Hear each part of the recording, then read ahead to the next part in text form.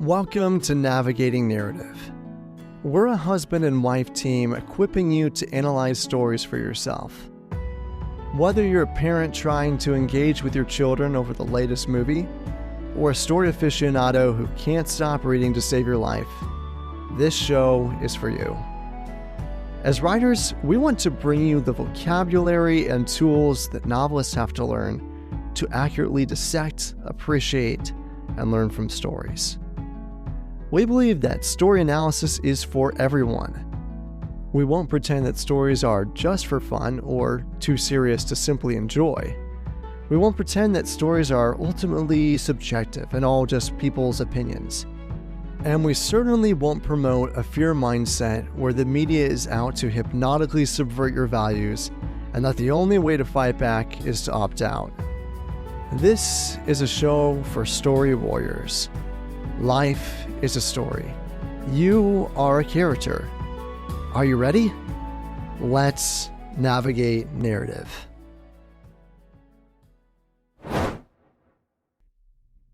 Hey everybody, welcome to the first episode of Navigating Narrative.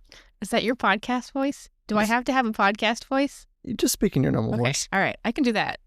Okay. So, we recently watched House of David. Yeah. And we had thoughts about it. We did have thoughts. We were not initially going to watch it. Just we're kind of skeptical about these things in general and have a hard time with Christian fiction specifically for a number of different reasons. But a friend recommended it, I think, for one of its very specific strong suits, right? Which was particularly the relationship between David and his brothers. It was obvious that it had been written by somebody who had brothers and understood this dynamic, and they found it relatable and engaging. And I would agree with that. But that's one of only a couple positive thoughts that we had, unfortunately. Yeah, so we're going to dig into those. Our goal with this is not just to give you a review of it, not just to slam it, say what's wrong with it, or what's unbiblical or just annoying, but we want to really dig into the elements of the story and explain why it didn't work. And so there's lessons for you, lessons for others in the industry who are creating these sorts of stories. It's actually going to be a positive thing for us, even though we didn't end up enjoying the story in its own merits. So what are some of the first things we want to dive into? Maybe we should just explain a little bit more about what the story is. Yeah. The House of David. Yeah. So House of David is a show produced by Amazon. I believe there's a number of faithful Christians involved making it. However, for instance, John Irwin, who did the Jesus Revolution movie, which was great. That was a good movie. Yeah, great. I think names are not coming to me. But anyways, some good guys there. And I think some of them were let go early on, replaced by other guys.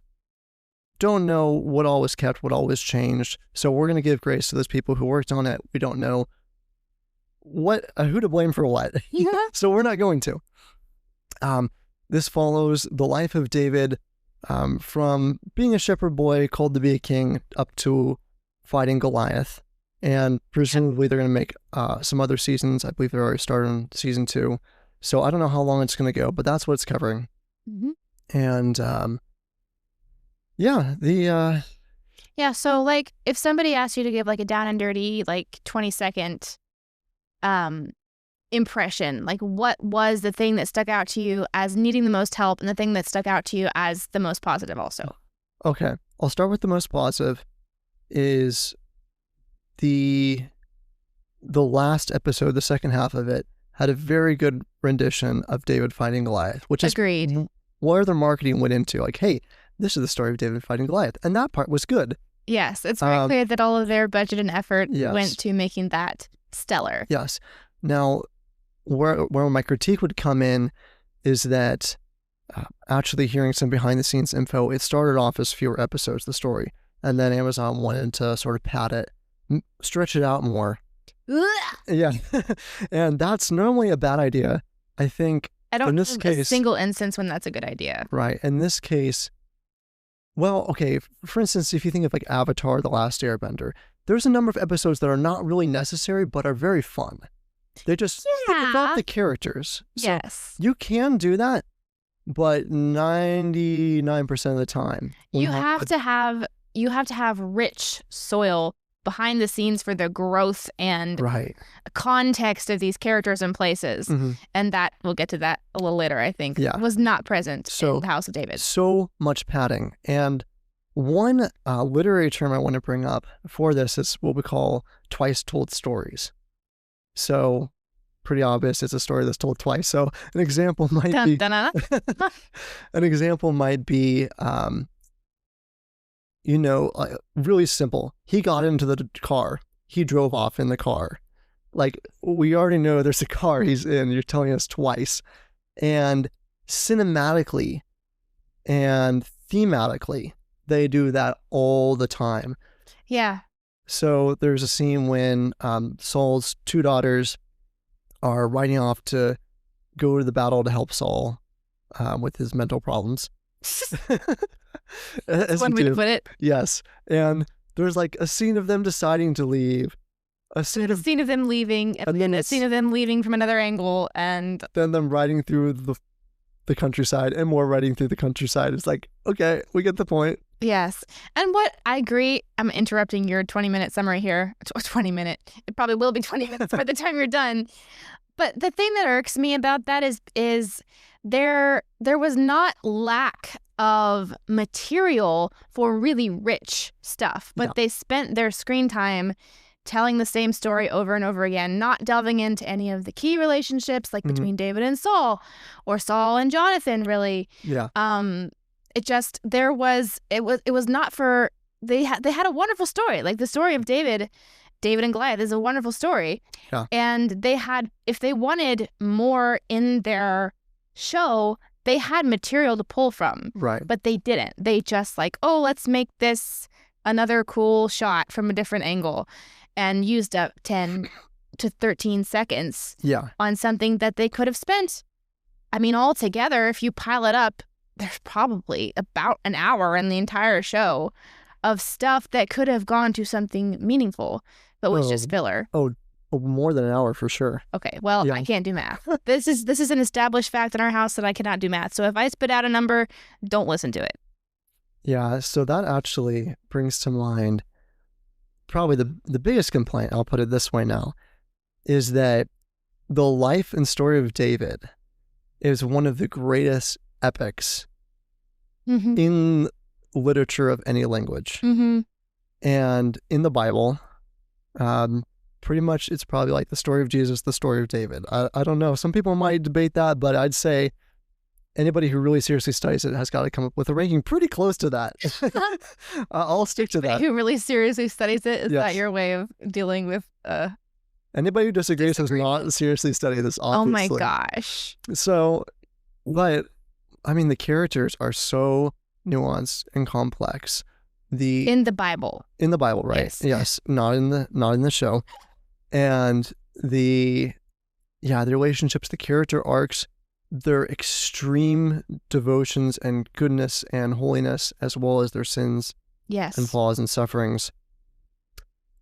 Every character is larger than life. Every character is larger than on both on the side of darkness and on the side of light. Right. Very larger than life, and the relationships are so fascinating and complex, and the way the story is woven is, every stitch counts. Just a beautiful poetic symmetry of the way that, say, David's sins came back to haunt him. Like his sin was sexual with Bathsheba, and then his house fell apart, starting with the rape of Tamar, and that was the beginning of the strife between the sons. That was and then Absalom. Unforgivable, and then Absalom, and all of that. And Saul. And just like repeated themes.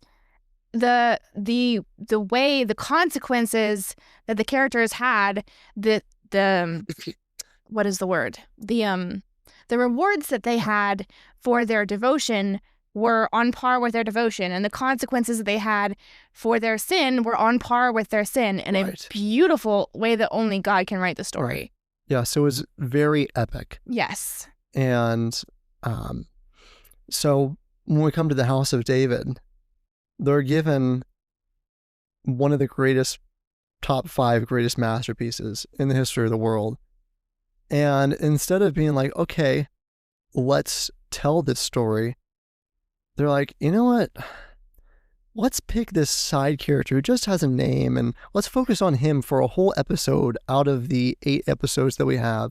Yeah. I compare it to like if you're adapting the Chronicles of Narnia and you're like, what we really need is like this really long conversation between the Emperor Beyond the Seas and Aslan about how Aslan is going to sacrifice himself for Edmund.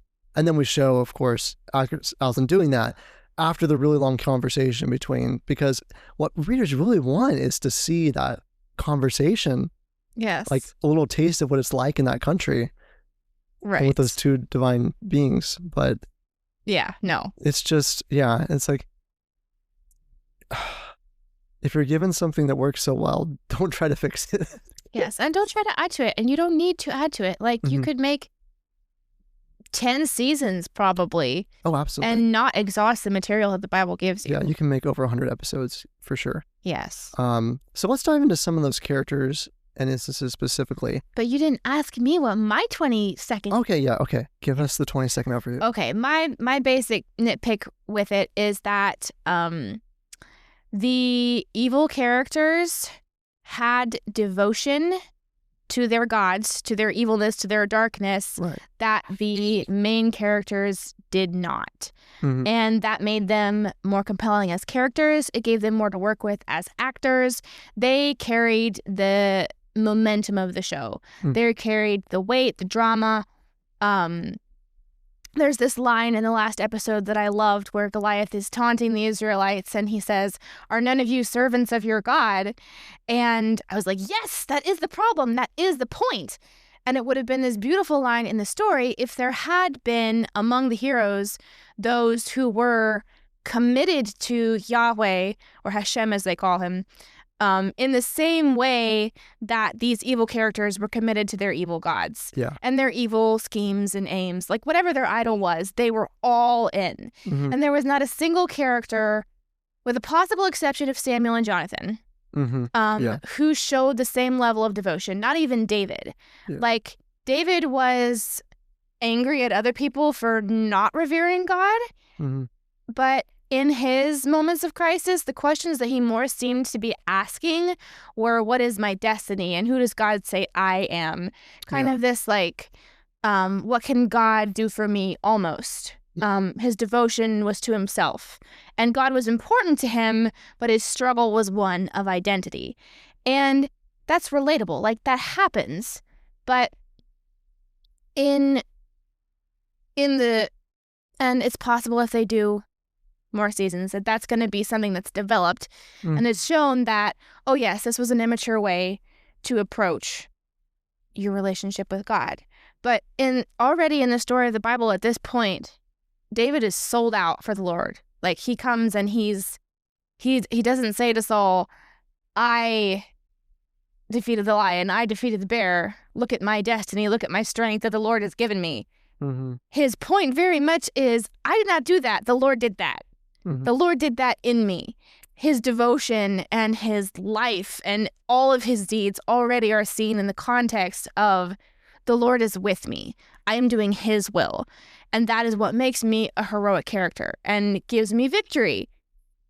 But there was not any of that present in the character of David at this point in the show, which made for a disappointing hero. Yeah. And one that struggled to carry the through line of the narrative. The fact that we still bought him as the main character by the end of the show was credit to the actor, because he didn't have much to work with, honestly. Almost nothing. But the way that the dark characters, the evil characters, were developed and focused on, and it's very evident that somebody went in and was like, okay, what is this person's story, actually? All the nuances of it. Like Doeg the Edomite being this dark scientist who loves arcane knowledge and dissecting dead animals, or live animals, as the case may be. Yeah. Like, okay, yes, presumably, but that is effort and time and research that you could have put into Jonathan Oh, yeah. and reaped 100-fold in story points. Yeah. Yeah, that's my basic. I guess that was more than 20 seconds, but so was yours. So was mine, yeah. And I so agree. And I don't even go so far as to say it wasn't just missing out, but it was probably more likely a subversion of the story. Like, over and over again, David's... I wouldn't say that David doesn't really serve Yahweh in the story. I agree. He does, especially in the last episode. Mm-hmm. But he doesn't come across as a man after God's own heart. He comes across as a very weak believer who has good moments. Who has good moments and has a heart like a lion, which God probably also has a heart like a lion. Therefore, he is a man after God's own heart. I guess maybe that's the idea. Yeah, I was really disappointed when prophet Samuel, I was blanking for a moment. Samuel sees anoints David. Yeah. He places his hand on David's heart and he has this vision of what's in David's heart. Right. And it's all David's own deeds of courage when he was afraid and he overcame the fear, which is all good stuff, but it doesn't show the life of Christ in one. It's all works that can be accomplished in the flesh. Yes. And yeah, so that was the big problem with David. A couple other characters, like you said, there aren't really any servants of God in the story besides, I would say, Samuel, yes, his wife, who's just a side character, but she stood out. Her. She was amazing. She very much exuded the Spirit of God in her. So props for having her in the show. Let's see, Jonathan we mentioned. He's pretty angsty, just kind of a one-note character, not developed. Not noble. And they didn't explore the tension between his great convictions and his loyalty to Saul very well. No. Which is so profoundly moving and tragic. Yes. They had one scene, I think, where it was kind of played up where he and Saul were sparring together. And it was kind of like Saul was kind of gaslighting him about what Samuel had said and what their relationship to Yahweh was as a house. And he was also like beating him up at the same time. And it just kind of gave Jonathan as this sort of victim who was weak and willing to be gaslighted, which is not the character of Jonathan in the story. It was obvious that he loved the Lord and he loved his father, and it was difficult for him to choose between them with all of his actions. So maybe on that note, we can talk a little bit more about his dad, Saul. I know you had some thoughts about the spirit that oppressed Saul when the Holy Spirit left him. Yes. And how that was displayed. And moving off that, how the witchcraft was displayed in the story. Yes. So one of the huge nitpicks that I had with them giving the evil characters more screen time and more development was there is this one character, she's a medium, her name is Besai, who is taken on by Saul's wife in an effort to kind of like manage the aftermath of Saul, the Spirit of God leaving Saul and him being oppressed by a demon. And the issue that I have with this character is she is right up there with Samuel, I would say, as the only other character in this show who actually shows discernment, who actually has wisdom, whose mouth is shut and whose eyes are open, who is seeking out the truth of what is actually going on under all the distractions and the temper tantrums and whatnot. She's paying attention. She's discerning. She's able to speak good counsel into situations that desperately needed it, to characters who desperately needed it. And it was not clearly shown that her presentation as a beautiful and wise and kind and discerning and benevolent woman was false, was undercut Right. by this very dark stuff that she was involved in. Yeah. They were very explicit, actually disturbingly explicit about some of the specifics of the rituals. Yeah. Between her and Doeg, both, I would say. Yeah, both they separately practiced rituals, and the rituals they showed Yes. were both pretty disturbing and pretty specific. Yeah. Like detailed. Unnecessarily just specific. Unnecessarily specific, unnecessarily detailed, especially for a younger audience, which I don't know that they would say they're aiming for a younger audience, but there are going to be. Yeah. And the younger audience of today is an audience that has, by and large, grown up on social media. And this character, Besai, she reminded me of so many of the young women who show up on Instagram and Facebook and Pinterest who profess to be practicing witches, and many of them probably are, who will do like tarot readings, or will bless your crystals for you, or will tell you something about your future, or will read your palm. Stuff that for somebody who's not familiar at all with witchcraft and not on their guard about it, it seems harmless. Like, it seems kooky, but it seems harmless. And it's not. The testimony of witches who have been practicing witchcraft and then saved by Christ out of that, the testimony of them has been that the first 10 years you do have everything. Like, you get beauty, you get influence, you get to know your future, you get all of these things, these great promises that Satan gives you. But there is a point where the demons come to collect on their bargain that they made with you, and everything falls apart, and you're consumed. You're utterly consumed. And it could be that they're intending to show that farther down the line as this show progresses. But in my opinion, they needed to show that out the gate. Right. Because especially since there's not a good contrast really with that. Yes. The darkness is darker than the light is bright in the show, which is very unfortunate. It is very unfortunate, yes. And it's clear that she thinks of herself as benevolent because she is kind of using demonic power to combat the demonic power of Saul's possession and oppression, which is not how that works, because you can't use Satan to combat Satan. And furthermore, I forget actually what my thoughts were about Saul's demonic possession, oppression. I remember you saying they really took the mental illness route with it. Oh, yes. It's very psychological. He's tormented in his mind, all of which are true aspects. The way the Bible describes the oppression, it is very tormented in his mind. But they show it very much as a descent into madness. Again, that's accurate as well.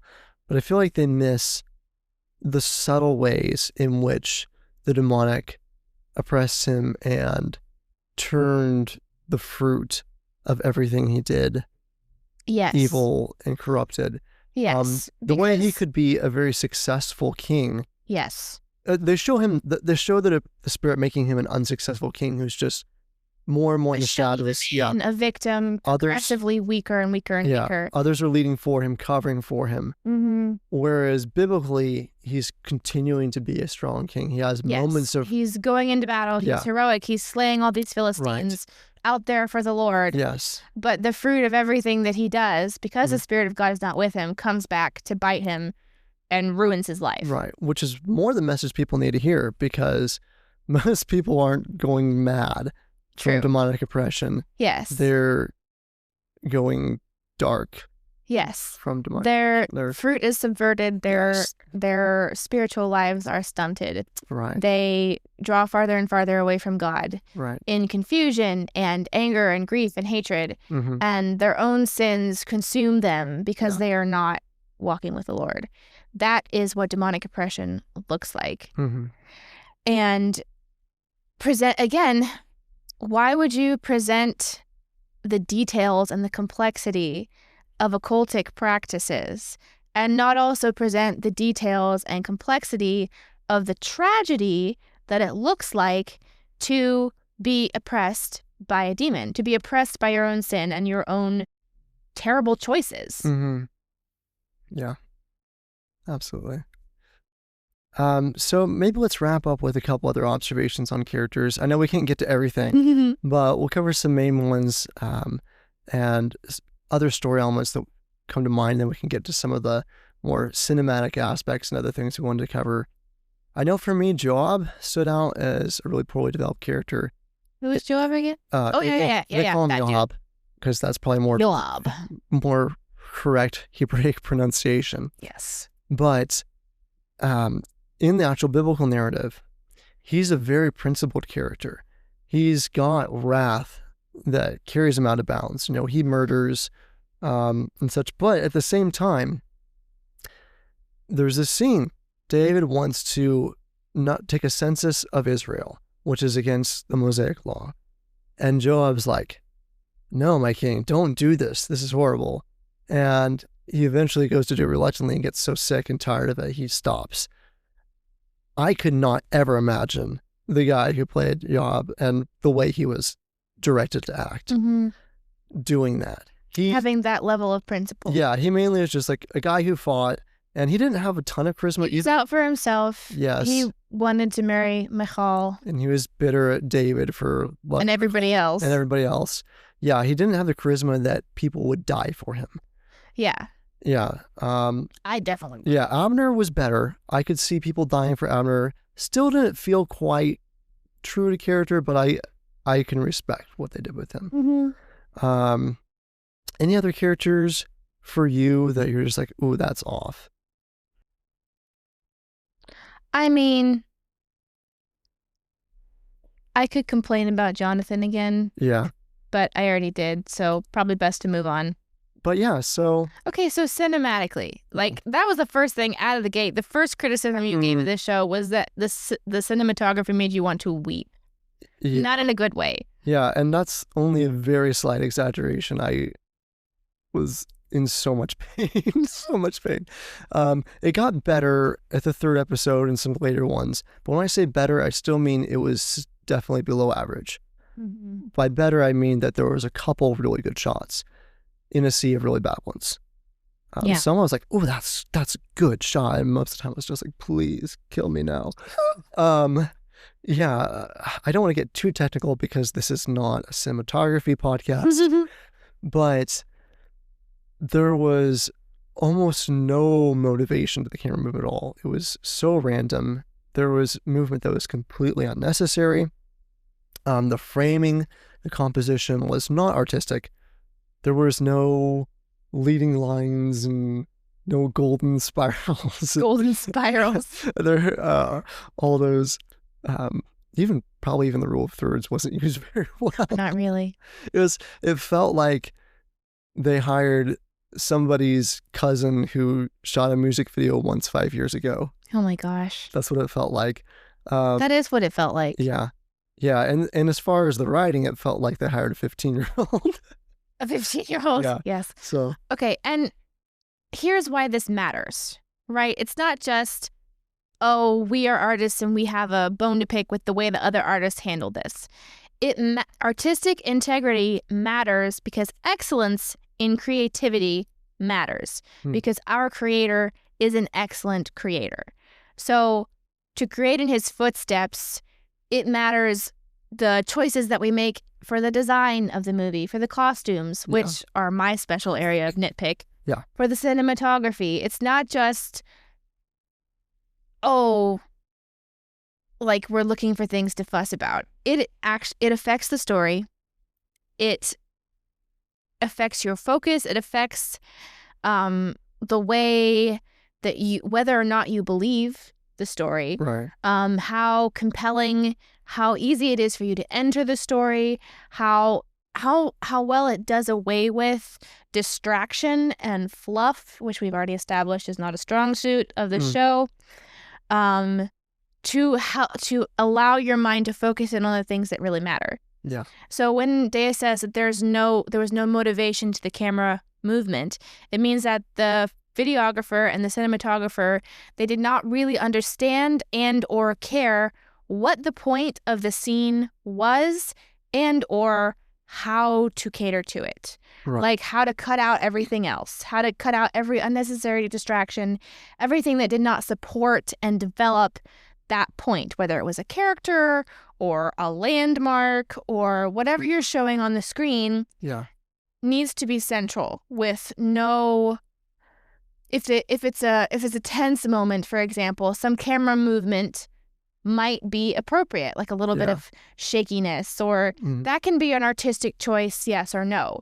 But a calm scene of David lying on the ground playing his harp does not require shakiness. Shakiness is distracting. It adds emotion to the scene that is not relevant to the scene. It gets you to feel an emotion that is not part of the scene. And so it just overall clouds your experience, your viewing experience, and your experience of the story, and makes it more difficult to focus on what matters and to discern what is actually being said. So I don't think that any of that was intentional. I don't think they were like, oh, let's muddy the waters. Oh, no. Confuse and create a lot of artistic noise. But it does show a fundamental lack of appreciation for excellence and responsibility and just focus, knowing the story that you want to tell. Mm-hmm. And I feel like that cropped up in a lot of other areas as well, the not knowing the story that you want to tell. Sure. Well, actually, they told a whole lot of stories. Like almost each episode was its own story, and there was very little through line. Yeah. Yeah. Now, I mentioned cinematography. Do you want to rant about the costuming for a bit? Just give me 5 minutes. Yes. Okay. I will constrain myself to 5 minutes. So I am a textile and color nerd.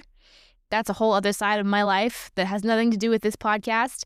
But it was evident to me that very little to no research or thought have been put into costuming, particularly where it came down to like Saul, in very few instances, was actually costumed as a king. Mm-hmm.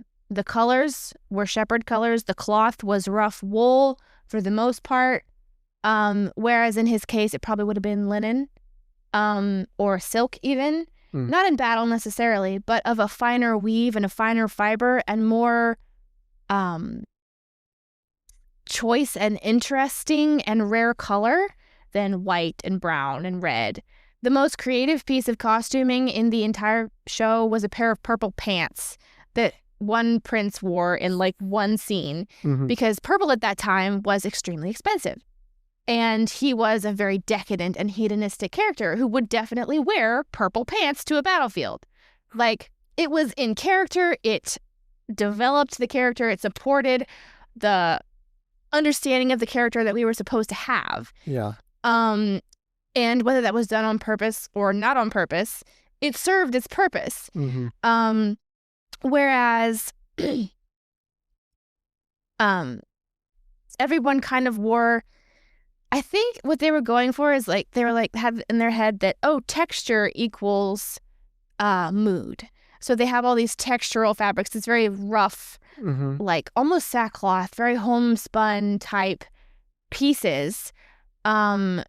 Assuming, I think, that that's what, or maybe they didn't even get this far, that that's what the technology for weaving they had at that time would have, that's the only result it would have been able to give, which is not the case, which is a side trail. Ugh. Yeah. But then also on top of that, I feel like whoever did the costuming was trying to be interesting in a way that had no grounding or context in the story or the characters.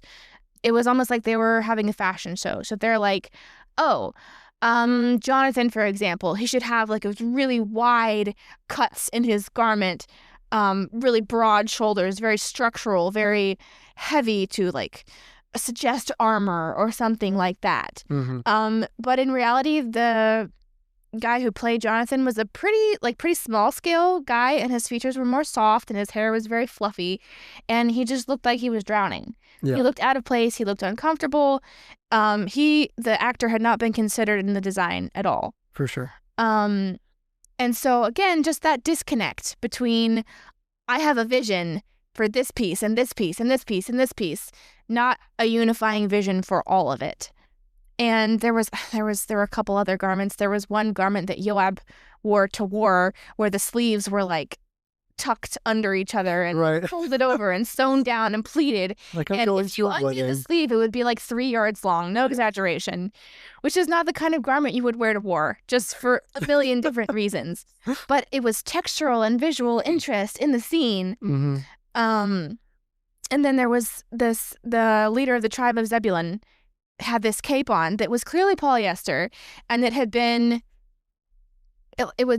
like crinkle folded and ironed and pressed, so it had all these lines in it, like pleats that were very distinct. Mm-hmm. In order to get that type of pattern in that era with the materials that they had and were using, they did do that. But that would be a very specialty garment, because you folded it up in a piece of paper, you got it wet, you dried it out, and then you wore it like once to a banquet or something, because if you got it hot or wet again, there goes the pattern. Like, it's gone. So this poor dude was wearing this cape to battle, which would not have happened in the desert. And it was crisp and pristine and beautiful, even after, how many days was it? Like 40 days? Yeah. Yes. So no. The whole thing was a mess. Yes. Costuming, lots of polyester, as you mentioned. Mm-hmm. Lots of polyester. Just sort of generic outfits for the Philistines, especially. For the Israelites, it was black and blue, since they were bad guys. Yeah. For the Israelites, it was just sort of, shepherd outfits, which was okay, but they were also... There were warriors. Yeah. Yeah. That could have been improved too. And definitely the main characters, like Saul's family, a lot could be improved. Yes, the princesses were costumed as like... I don't even... Yeah, no. It was like Game of Thrones costuming, princess fantasy vibe with a touch of Bedouin. Like, that was it. Sure, yeah. Excuse me. And one last thing I wanted to touch on for the cinematography was the setting. And I think they filmed this out in the American West somewhere, which is fine. But as far as the biblical narrative goes, I know we often think of Israel as a desert, and today it is largely. And it's in an arid, dry region. But if you look at the text, it's described as being like the garden of God, flowing with milk and honey. When the Israelites moved in there, they found a bunch of grapes larger than any bunch of grapes grown today. Like the weight of a man or something like that. And so it's clear that the soil was a lot healthier back then. Probably the climate was even a bit different, probably more rainfall.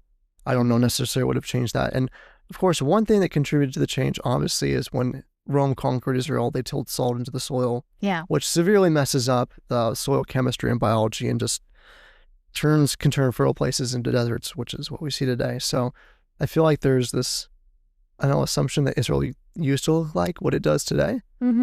And it almost certainly didn't, except in parts. I mean, in Jesus' time, there was wilderness and deserts for sure, but not all of it was that way. Yeah, and that just goes back to that lack of research. Yeah, lack of research, lack of care, wanting to take a story that was perfect and just sort of play around with it. Ramrod your own story into it, or your own stories that are loosely connected. Yeah. Yeah. So I guess that's probably a good summary of our general thoughts on the story. Maybe we should go from this to application. With this, what should people do with it? How should they approach the House of David? How should they approach watching movies in general? Maybe what thoughts do we have about the Bible verses people are calling it? It seems like, what's his name? Dallas Jenkins is really expanding the work he's doing with biblical inspired television. There's animations about the life of Christ and lots of stuff coming out. It sounds like this is a big push that Christians in Hollywood and in independent filmmaking are really trying to do biblical stories. Is this a good thing? Could be a good thing? What are some thoughts we have about just application, I guess. Yeah. So I would say that culturally speaking, this show and shows like it are not any more damaging than thousands of churches, Sunday schools all over the U.S. telling Bible stories without understanding, without really sound teaching or understanding. It comes down to understanding. Yeah. I don't see any reason to be afraid of it. Mm-hmm. I don't see any reason to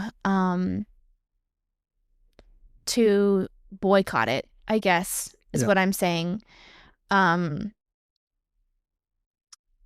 If at all times you go back to the Bible, you can't take this and be like, oh, this is my baseline for understanding the story of David. Yeah. Go back to the scripture. For those of you whose children are watching this, propose a watch along, read along. Like, yeah, for sure. Look up the characters. Yeah. Read the story. Go back to the scripture. Ask for understanding. Pray for understanding. Talk to your kids about, okay, here's Joab in the Bible. Here's Joab in the show. Yeah. How are they the same? How are they different? Right. Why does it matter? And here's a great thing to do is then ask, how would you have done this show differently? Yes. Ask yourself that. Yeah. Ask your kids that. Right. For sure. Mm-hmm. Yes. And I think that would be my, I guess, blanket approach to the entire idea of the Bible verse. Yeah. For the Bible verse. The Bible cinematic universe. Right, the BCU. Yeah.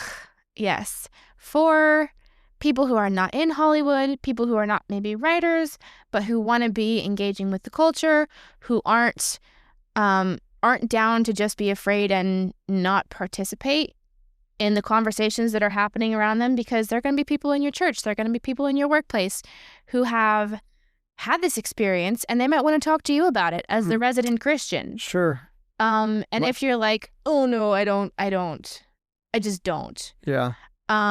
There's opportunity for spreading the gospel there that the culture is having. Like, this is happening whether we want it to happen or not. Whether we want it to happen this way or a different way. Yeah. Understanding and exposure to Christian stories is happening culturally in a way that we haven't seen it in a long, I don't know, ever, honestly. Yeah. Since Christ was a thing. Well, not quite that. Not quite that. Okay, that's a little bit of an exaggeration. Yeah. But it's happening in a huge way that we haven't seen in our lifetime. And cultural awareness is growing. It's spreading. And we can opt out of the conversation. Yeah. But why would we do that? Right. That's a good point. I'm glad you made that, because I come at it a little more skeptically. And that I'm thinking from the individual believer's perspective, viewing this stuff,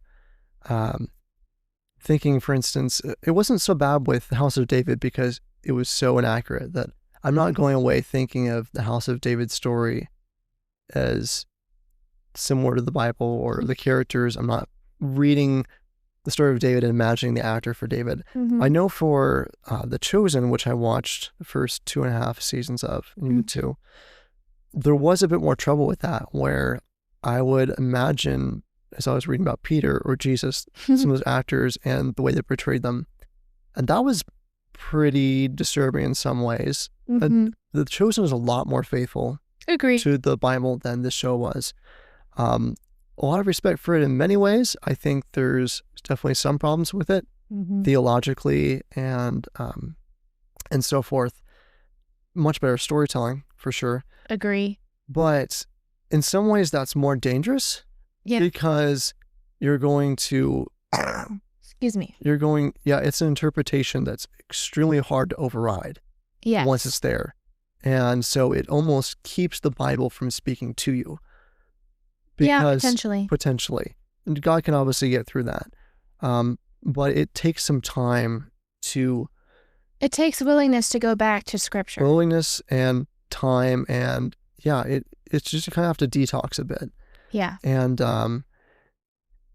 so there's some danger there. ultimately, I think that telling these stories is a great idea. Telling them in film and movie is a great idea. I just don't think the church is ready to take on a task of that magnitude. It's sort of like, well, why would you be like, oh, I've studied a little bit of engineering in college. I've got out of it. I'm ready to work at NASA. Let's go. Right. We should work our way up a bit. Yeah. There's more risk and more reward with biblical fiction in many ways. And that's the reason to be cautious and to take your time and prove yourself first. Yes. I don't think anybody's really doing that. And that makes me a little bit afraid. Yeah, that's a good point. So what do you think needs to change? Like what kind of infrastructure needs to be in place in the church before they would be able to handle something on this scale of this type? Right. I think it's hard that the writers in Hollywood are just, or outside of Hollywood, in independent filmmaking companies. There's not much accountability there. Yeah. Writers can sometimes be very isolated from communities other than other writers or people who agree with them, unfortunately. And sometimes, ask us how we know. Yeah, sometimes that can be from being ostracized a little bit because writers are a little bit weird and highly obsessive and have a very strong culture of their own that Again, ask us how we know. Other people don't necessarily relate to. And there needs to be, I think, a little bit more accountability if you're going to do something like this, to have really wise voices around you. And definitely, I think, more humility. And to really realize that what you're doing is a little bit brash, a little bit dangerous, not to be undertaken lightly, and definitely to treat the theological aspect as requiring as much work as the writing aspect. Writers will put in years and years and years to learn to write a good story. Yes. And I think if you're going to write a biblical story, you need to put in years and years and years. I really don't see any other way around it. You need to really, for studying the theology, the symbolism. Helpful to study the original languages, to read multiple commentaries from different time periods and different perspectives to get a nuanced view, to pray over it, to just immerse yourself into this stuff until you breathe it. Yes. So what I'm hearing you say is that what needs to be in place in the church is personal accountability before God. Yeah. Which is what needs to be in place in the church. Anyways. Period. For sure. Right. But I think there should just be more of an awareness of what's at stake also to drive that personal accountability, to motivate it. And where was I going with this? I don't know where I was going with that. I think you made your point. That was a good point. Yeah. So, I would just charge caution in this area, but I do agree that as a consumer and as a Christian, it can be helpful to engage with this stuff, even if it's poorly executed, because it's important to have conversations with other people who've watched it and want to know what you think about it, as well as to be able to tell Amazon and other companies making these shows, hey, that's not how you do it. Yes. I want to tell Amazon, I was looking for where to leave a negative review. I couldn't find it. I'll find it. But I want to tell Amazon, hey, I was so primed to love this show. Like, I am your target. I was primed. Sorry. I am your target audience, and this was horrible. Yeah. You busted this so bad. Yes. And I think that comes down to you have this moment where you realize, oh, they're not actually out to be excellent. Yeah. They're out for views and money. Right. Which is Amazon. Right. And it's the whole Hollywood system where so much is done through committee. And there's the people who are trying to tell the story, and there's the people who are trying not to lose money, and they want to be conservative and do stuff that they know works, which works less and less over time. And you need visionaries. You need people who are going to stick to their guns, and that does not work in a corporation. It just doesn't really happen. It does not work in a corporation. So Yeah, another thing. Same goes for Hollywood. Right. Which is basically a corporation. Right. Probably the last point would be that if you're going to do a story of this type, I don't think you can work or should consider working with one of the major studios. Any of the big studios. I think you have to do indie. I agree. Absolutely. I don't think there's any room for debate around that, really. If the only thing that comes out of this current media boom of Christian media for me is the realization that you can't do that. Like you cannot put new wine into old wineskins. Then to me that's a success. Right. So I think some good stuff will come out of this, but only if we approach it the right way. Yeah. Mm-hmm. And again, like we've just spent the last hour just dumping on this. Why would you say, babe, that we don't need to be afraid? Yeah. Well, I mean, obviously, God is going to preserve his word. He's going to be jealous for it. Yes. He's not going to let Hollywood come ruin it. Praise the Lord. And I think that this is going to inspire people to be like, no, I'm going to do a better job. All writers start writing because like, I can do better than this. And they can't. But then eventually after about 10 years, they can. Yes, that is true. Actually, but you won't start unless you believe it strongly. That's true. So I encourage you all to go believe against all reason that you can do better than this. And then someday actually do that.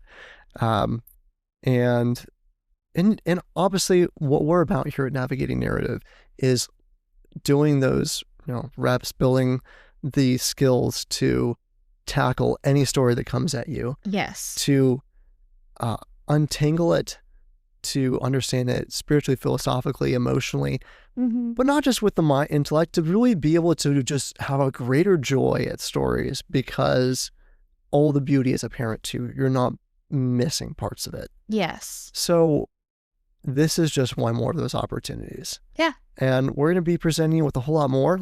This has been our first episode, and I think it went decently well for a first episode. I've done first episodes on other podcasts. This is probably better. Oh, wow. Well, we have practice, and yeah, we'll be back. I think the next one we're going to do is about Frozen, because possibly I have several other candidates that I want to argue with you about. All right, we'll see. Off screen. Well, we'll definitely get to Frozen eventually because pray for Daeus, guys. It's the perfect place to start with learning about how stories work. It's simple enough. It's clear, but it's potent, and there's a lot of good and a lot of bad to look at the same time. It's just, I feel like the perfect place to get started. So we'll get there released pretty soon. Who knows? You'll find out next week or month when we post the next one. Yeah. Let us know. Cut this out later if you want to. Okay. Let us know if you would be interested in hearing more about the House of David side by side with the biblical narrative.